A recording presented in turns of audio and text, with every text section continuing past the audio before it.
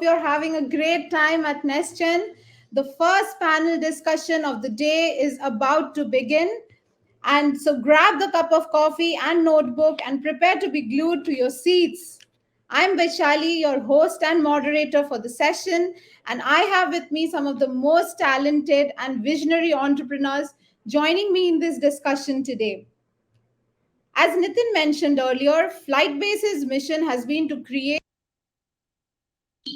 ecosystem where professionals in complementary fields join forces to build and deploy a better, more dependable, affordable system that can be deployed at scale.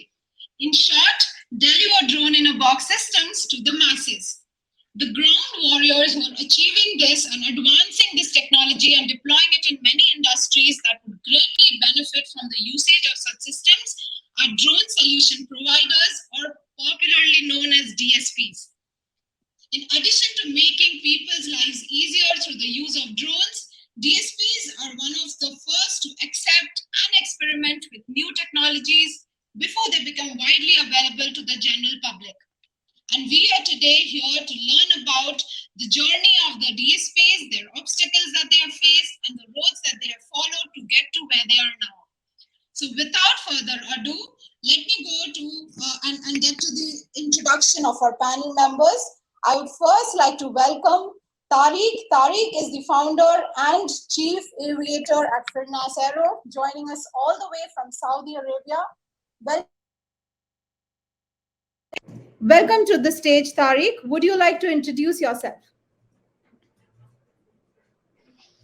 Yes, hello everyone. Thank you for joining us today. We have a fascinating show for you all. My name is Tariq Nasruddin. I'm founder and chief executive aviator for Firnas Aero. We are a drone service provider located in Saudi Arabia. We provide services to mostly government and businesses. All right, let's watch a quick video of Tariq. I grew up around a lot of art and books. My mother, being an artist, built my love for creativity.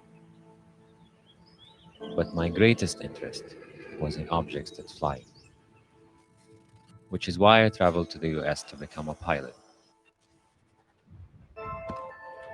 A few years after, I began working at the airport in the operations department, where I was inspecting roads and runways. I thought to myself, why not do this type of inspection using a drone? I believed in the potential of the idea, but didn't know how to proceed. Then I decided to apply to the Taqaddam Startup Accelerator, and this is where the breakthrough happened.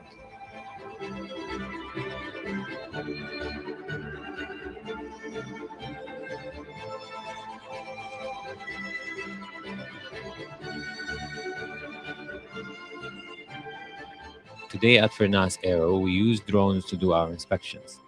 Our drone technology allows us to scan the location accurately and analyze the data carefully to ensure that there are no anomalies on site.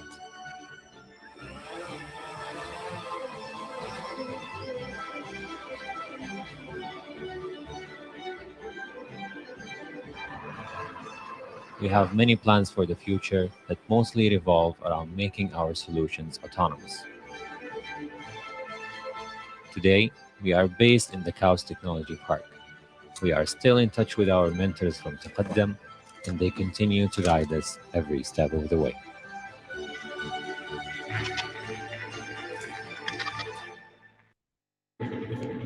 That was an excellent video, Tariq. I'm sure this is going to inspire a lot of aspiring entrepreneurs in the audience today. I'm going to quickly move on to our next speaker or panel member, Yuji. Yuji is an UAV expert and has been front-ending the drone operations at Afterfit Japan. Welcome to the stage, Yuji. Could you please share a brief introduction of you? Yeah, sure. Thank you for having me here. I'm really excited to be here representing Afterfit Japan. And I'm based in Japan, and actually it's time to go to bed, usually, but I'll do my best. Afterfit is a Japanese renewable energy company, and having full life cycle expertise and capabilities in solar assets from construction to operation and maintenance. So we are making and selling green energy to the company and the consumers. And our mission is accelerate the energy shift by stabilizing renewable energy. And we utilize the cutting edge technology like drone and the AIs. We are a relatively new company founded in 2017, but growing quickly. And we have more than 25 branches all over Japan. And we have more than 50 certified drone pilots. So in that sense, we are not just a renewable energy company, but also one of the biggest drone service providers in Japan. And we use drones for many purposes, and I'll share the detail later. But as for our main usage of these drone-in-a-box solutions, it's our operation and maintenance business in solar power plants. And I do have a little video to show. It's in Japanese, but we have English subtitle. So please go ahead, Bashali. Yes, yes. I'm going to play the video right away.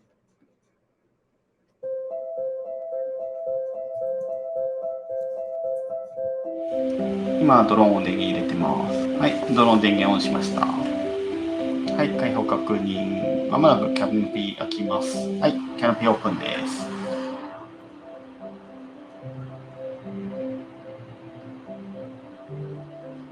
はい、オープン確認です。はい、チェッククリア。はい、はい、リークします。はい、リーク。今、機体の速度は10メートル安定してます。今、機体の入れ当たり、分かりますか？ここのパネル、後でチェックしておいてください。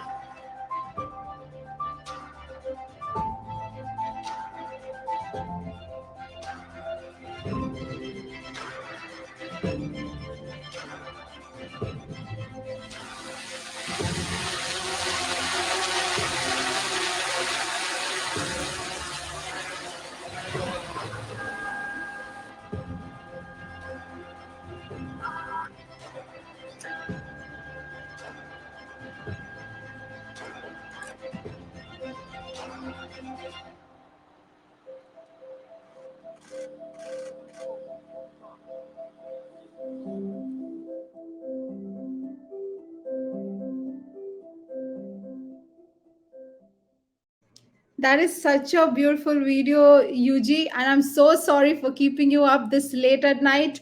But then again, I had to coordinate with multiple time zones, so I apologize. But then I'm sure we are going to have a great session ahead, and the audience is going to love it. Moving on to our very next panel, Mohammed. Mohammed is the founder and CEO of Geodrones Aerial Services, and he's joining us all the way from Dubai. Mohammed is also quite an influencer at LinkedIn. Welcome to the stage, Mohammed. It is all yours. Hello. Hi, welcome everybody. This is Mohammed Shawki. I'm the founder and CEO of Geodrones. Geodrones has been here in Dubai and the UAE market for the past 2 years. We specialize in providing drones, services, and solutions for multiple sectors and industries such as construction, oil and gas, telecommunications, renewable energy, and much more. So, would you like and start the video, Visali? Yes, yes. So let me Thank you quickly very much. play the video. Yeah.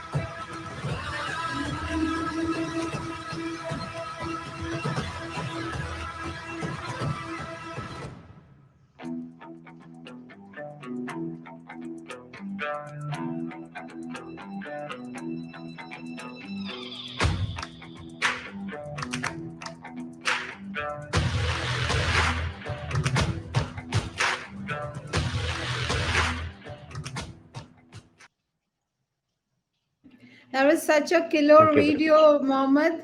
And I'm sure we are going to have a lot of questions from the audience. Let's introduce our final and fourth panel member. Joining us all the way from Italy is Elia. Just a moment. Hi, Baisali. Yes.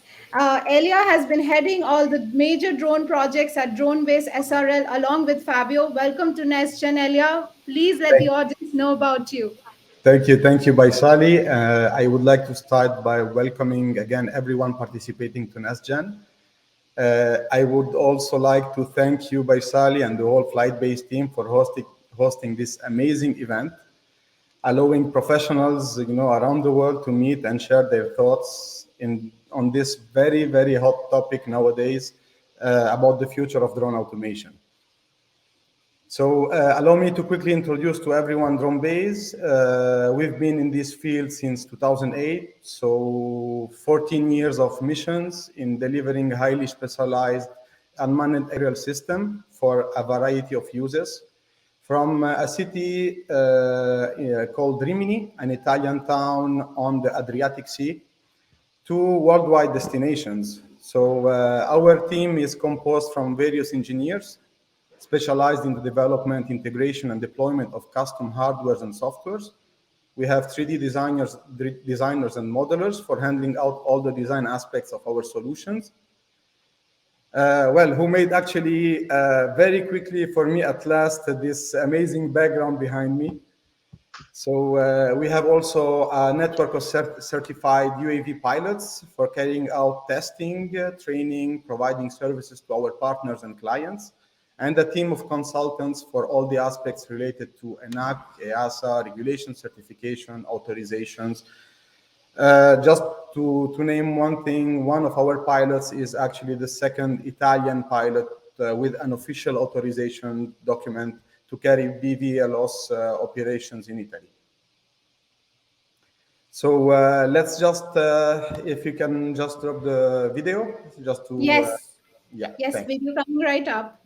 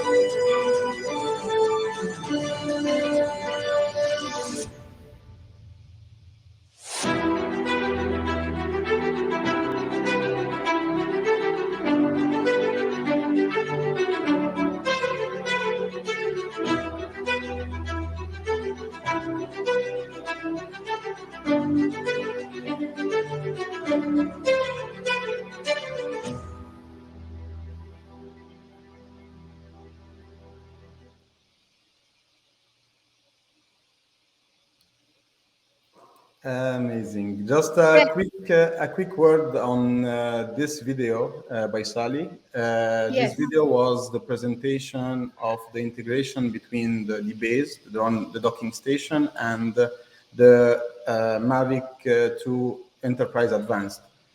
You can see even in the video, it was still, when you look at the URL, it's still in beta. So it was very, very fresh development that was made, fresh integration. Correct.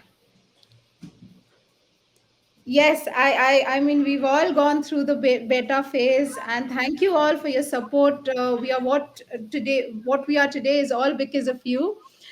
So I think it's time to kickstart the session. We have seen some amazing, gorgeous videos. Thank you again for sharing those with me. Let's kickstart the session with the most sought after question. Which industries or application would see a rapid adoption of drone in a box systems? Mohammed, would you like to share your thoughts?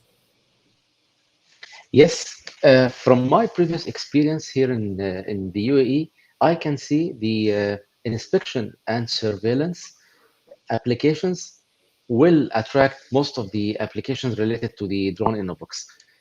For an inspection, when I speak about the remote sites, offshore rigs, or power plants, or solar panel, or solar farms, I have even received some real inquiries from clients. They became very much aware about the solution.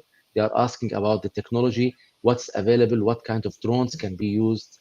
Uh, we are here in the GCC. It's famous for its rigid weather, heat. So the boxes need to be water and sand resistant. Plus, it should have an internal heating system that allows the box to work remotely in these tough areas. So oil and inspection is what we've heard from Mohammed. He thinks that's the best as area where we can see a rapid adoption of drone in a box systems, especially in Dubai. So I'm going to move on to Elia. Elia, you've also been conducting frequent drone in a box demos with some of the largest government and private organizations in Italy. How has the experience been, or how's the perception been out there? Yeah, so Baisali, basically, as you have seen in the video, that video was actually made and the whole integration was made to do this important presentation in during last September in a very important place, very historically important place. It's a military, NATO military airport in the city of Grottaglie. It is the testing ground for DTA, IDS, Leonardo, which are Italian companies in the field of manned and unmanned systems. In that place, a lot of aircrafts and systems get tested and approved just there. So this is actually the vitrine, the you know, like how to showcase something new, a new technology and a new concept. So we had there the head of police department, head of army, head of firefighters, navy, and many important decision makers in the Italian regulation.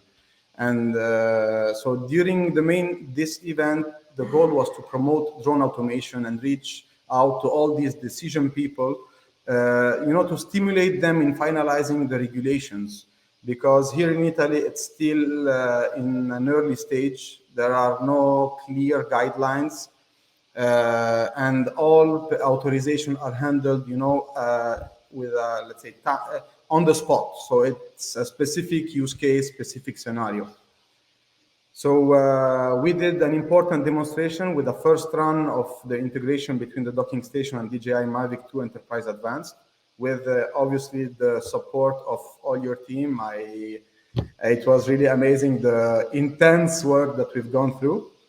So the demo was very successful, and I can tell you that the outcome, the goal of it is, the experience was awesome, both for the audience and for us, because we gathered a lot of attention. We fought for our goal in investing in the future of drone automation, because this is what we are doing. Because since we cannot really officially deploy stuff, we are just investing in the future and setting up what will be the future of BVLOS operation and drone automation. That's amazing to hear, Elia. And we know the kind of pressure you went through before the demos, and the kind of what to say, the justice that you had to do to it. So I think it was all worth, and we should see rapid adoption of drone in a box systems soon, especially in the military. That's going to be a huge Yeah. use case. Yeah. A follow up to that, again, back to you, Elia. Which industries, according to you, based on your demos, do you think the demand of drone in a box systems are from? And what are the key aspects that your prospects have been looking for in these autonomous systems? Okay, I'll answer the first question, the second question first, because it's quite, Yes, it's linked to the first one. correct. The answer is quite simple. These people, these groups are looking for technologically advanced and innovative solutions to automate tasks that are currently being executed partially or totally by people. So, for example, search and rescue missions, fire prevention, fire responders, etc. So, by raising the awareness on these topics, through this event, they get stimulated, those top-ranked people, to start pushing in settling the regulations, so they can start adopting it on a, let's say, national level. So yeah, the technology is mostly what they are interested in, and the fact that you can reduce safety hazards to people by automating tasks through drones and UAV, generally speaking. Concerning the future of what would be D-Base or any automation, I see it D-Base as automating large-scale deployment of delivery or inspection or security or surveillance. So I think the future will be in the integration of UTMs for a complete flight awareness. When I say integrating with UTMs, I mean everything related to navigation, flight planning, etc., so that we can have some let's say areas that are fully handled by automatic systems and can control the pathways of systems and approve flight plans and approve the navigation of UAVs. Then obviously, apart from the UTMs, another point is the advanced AI automation. So we need to have these capabilities where there's no human mistake there. So everything gets automated in a way that a drone just need to know where to go, and then everything happens automatically. Right. That's great to hear again, Elia. I think we've been talking about various industries. There was oil and gas, there's public safety, firefighting. So speaking of such various industries, UG has been working in a very special sector. So my question next is for UG. Afterfit has been actively working in the renewables industry with a mission to accelerate the energy shift to greener energy. So you've been spearheading the adoption of drones in Afterfit. So what are the different areas that you've been using drones, and especially the drone in a box systems for? Okay, so we've been exploring the potential of drone usage in renewable energy industry for more than 4 years now. And it's not something brand new to the people in the drone industry, but we've been using mainly for 3 purposes. First one is land surveying in the construction phases of the power plants. We use photogrammetries and LiDAR for surveying, because there's not much flat land in Japan. So most of the solar power plants are built in mountains area. So it is crucial to, doing a proper surveying and design solar farm in 3D and minimize the influence of the shadow, and so that we can build a beautiful and efficient power plants. And the second usage is the construction progress monitoring. Again, we use using photogrammetry and creating an orthomosaic and point clouds. At the land development phases, we measure the volume of the soil, and also the construction phases, we visualize the pile and beams and modules, how many percentage we've completed for the installations. And lastly, after the builds the power plants, we use it in operation and maintenance purposes using infrared camera, doing inspection to find anomalies. So it used to take 2 people half day to inspect 1 megawatt site, but it can be done in 10 minutes, 1 flight. And we use AI to generate report and find anomalies. So it's almost like automatic. And so all of these use cases can be used, but we still have to, travel to the site. But with this drone in a box solution, we don't even have to travel, and it's really helpful, especially these days. Let's say after the heavy rain, which really happens frequently these days, and we don't have to go to the sites, and we can fly after the rain from the office. That's really beneficial.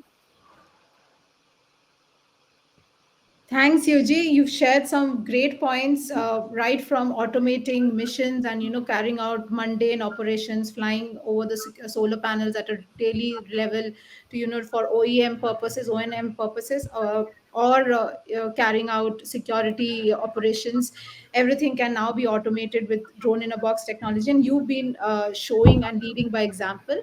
I'll move on to Tariq. You've also spoken about AI, and most drone in a box solutions that are available today mostly, automate the complete workflow. That is, the drone takes off from the box, goes, captures data, flies a mission, comes back, lands itself. But then there is more to it, and my question for Tariq would be, that may not always solve the end user problem and might need deeper level insights. How is Firnas Aero bridging this gap? Okay, thank you for your question. So for us, early on, we realized that the end product that the client consumes is actually the data and not just raw data. We can't hand the client 10,000 images and expect them to do something meaningful.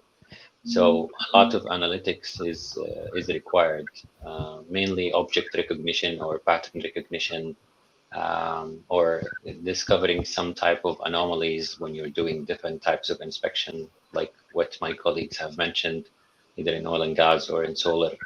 And that is actionable data that creates value for the client. So we start from the end always and ask ourselves the question, what is the how does the data need to look like in order for the client to gain value from that data? And then we walk backwards and we design the AI models or the automation based on that requirement. So for us, it's and I remember one of our clients who is like one of the big clients here in the government. He said, I don't care if the drone flies by itself or somebody flies it or it's in a box or whatever you do. What I'm more interested in is the accuracy and the speed of the data. So it has to be almost instantaneous and at the same time very accurate, so they can make decisions based on that. Yeah, that's great to hear. Again, to give the kind of accuracy and the speed, especially drone in a box systems are going to be a great use case. Again, moving back to you, Tariq. Speaking of security as one of the verticals, because that's where I think since the initial even days, even before drone in a box solutions were gaining momentum, it was one of the key applications for commercial drones were security ops. You've done a lot of work in the security domain. How does, based on your experience, how is autonomous tech aiding the conventional security processes? Okay, so security, we in the beginning we try to target like large campuses or areas that have, usually they do security with like a patrolling vehicle, and with the weather here in the GCC, like similar to Dubai, it's a very harsh environment, very hot environment for most of the year. So that was a very unreliable solution. So having a drone station positioned in specific locations that can do this patrolling in an autonomous way throughout the day and night, and then you would add some layers of artificial intelligence or object recognition, whether it's like a car parked in a wrong position, or like you can get the license plate, or a person who is in an area where they should not be there. And then it will send out an alert to the security team, and then they can go and check it out. So they can focus more on other tasks other than the mundane, just driving around a perimeter or a fence to check it out over and over again, because it's very inefficient, not just the efficiency, but also being cautious about the environment and just burning all this all these fossil fuels and just driving this car aimlessly. So the Droner box definitely provides an option that is not just much cheaper, but also much more effective. And you can add, like, when you add like cameras, like thermal cameras, then you have even additional things that you don't have with conventional methods. All right.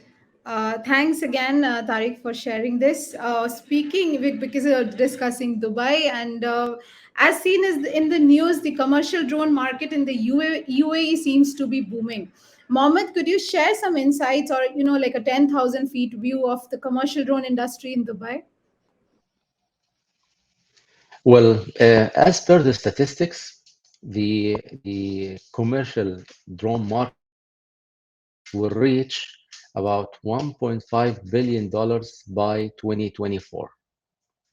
So that's a huge amount of investment that will be put into multiple industries, such as the military or construction.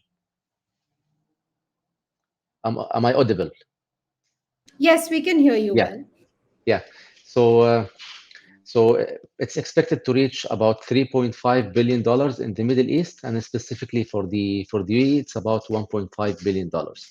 And a good sign of this was seen in the previous Dubai Air Show that was happening the past November in 2021, where we have seen all the countries are participating, the officials, and how the drone industry or the aviation industry in general have been playing a big role in the economy of the country. Thank you, Mohammed, for sharing such positive insights on the drone industry. Yeah, come on to Dubai, bring in your investments. We are here to help you in your projects. Most welcome. If anybody wants to reach out to Mohammed, please type into the chat, or you can visit the booth and he'll be there to answer all your questions with regards to the industry in Dubai. Sure. Moving to UG.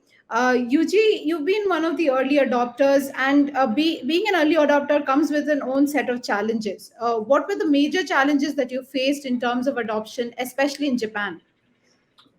Well, I don't think there are many challenges that are Japan specific. The regulation is kind of similar with other countries, and a lot of paperwork going back and forth. And we are in the transition period for remote IDs, and maybe this is Japan specific, but we are going to have a registration. Yeah, right. And the registration of aircraft will be mandatory. And yeah, I think it's the same. And pilot's licensing system and these things. And in terms of BVLOS operation in Japan, delivery is much more advanced than inspection and surveillance. So we have our expert inside the company from the guy from those experience. So we've managed to have the BVLOS approval for the first time in Japan with using DJI drone in solar power plants. Good. Yeah. That's a great example. If anybody in Japan wants to learn more about how to get VVLOS permissions with a DJI drone, please reach out to Yuji. He's available in the chat as well as in the booth of AfterFit. Okay, let me quickly move on. I'll move on next to Elia. I've heard very different opinion on the Italian drone landscape. So why don't you share some about how the drone landscape and awareness is in Italy? Are there a lot of restrictions from authorities, or is it favorable to conduct BVLOS as well as drone operations? Yeah. Okay, so basically here in Italy, by Sally, there is good awareness of these technologies, but there is still no regulated. Just a second. So basically, there is good awareness of these technologies, but still there is no regulated infrastructure in order to be able to deploy those systems and use them as it was intended to. So whatever is being done now is just subject to long authorization processes, and these authorizations are only valid in these specific, like scenarios. So for that reason, we are actively promoting and investing in this, direction in order to increase market awareness and involvement in such technology. So, in our opinion, it is the perfect timing to develop now, to promote and test these technologies, because this is what we've been doing till now. So the awareness is there. It's just a matter of settling up all the regulations. All right. I think there's pretty much a blue ocean in Italy, and we would love to see more adoption. And thank you again, Elia, for front running that whole effort, taking the word out, spreading the message on how drones and drone in a box units can be used in Italy. Moving back to Tariq, what is the user as well as authorities' perception of drone in a box deployments in Saudi Arabia specifically?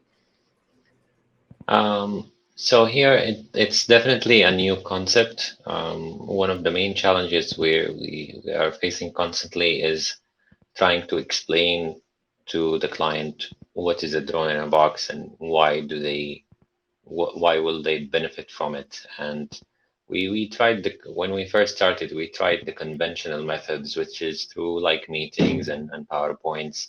And obviously, when we first started, it was still during COVID time, so it was very challenging to meet people in person.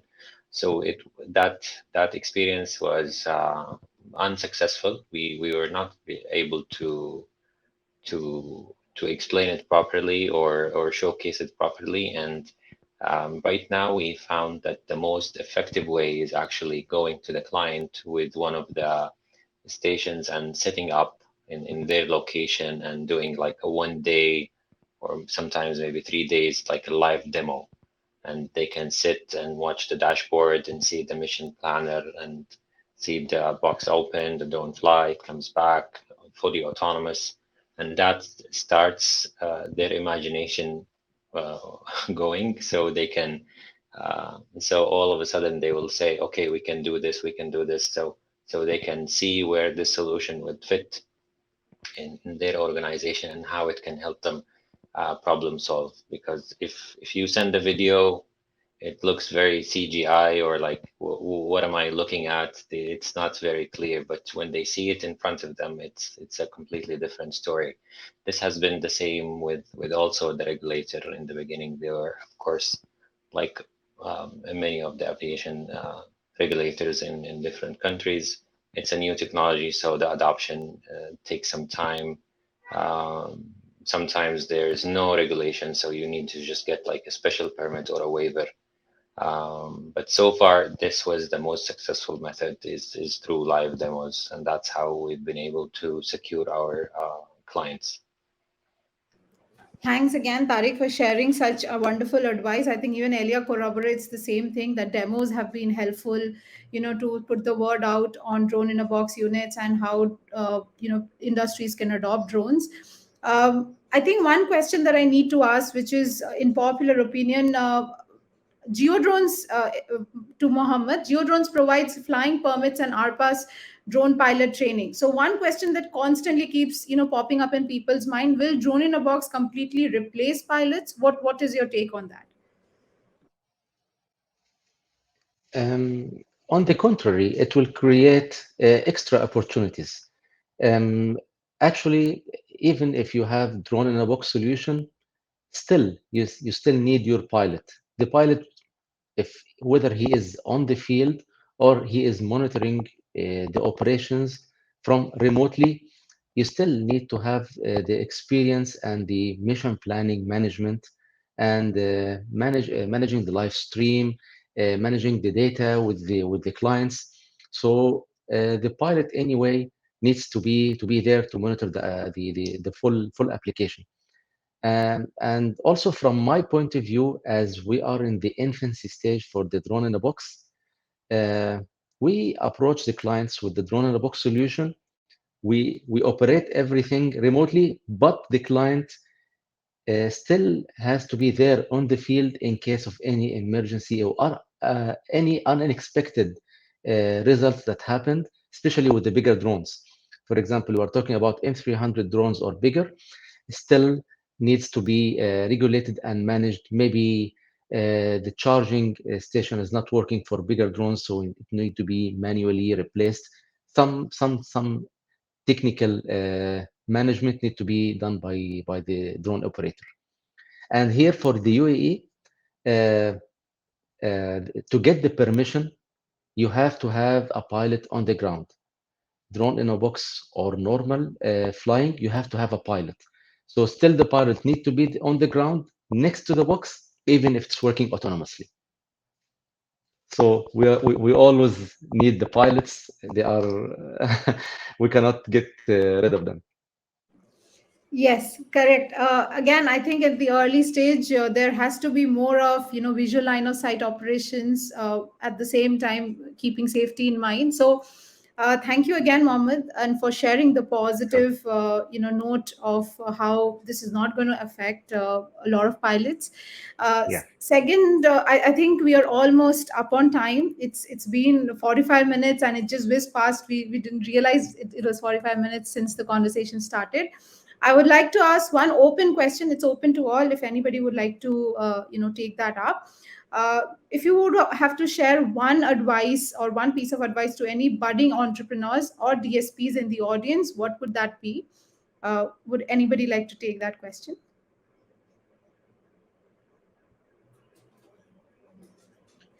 Well, I can advise the entrepreneurs to check what do the client want, not what are the services that we are offering. So first, let's see their challenges, their pain points. Is it timing issues? Is it safety issue? Is it cost? Which issue that you need to tackle so that in this case you can come up with an exact proposal that matches or perfect with the client needs. As Tariq have said, that doing one of their clients have said, I don't care whether it's autonomous or manual. I care at the end about the value of the data that you're proposing to me. So that's the key.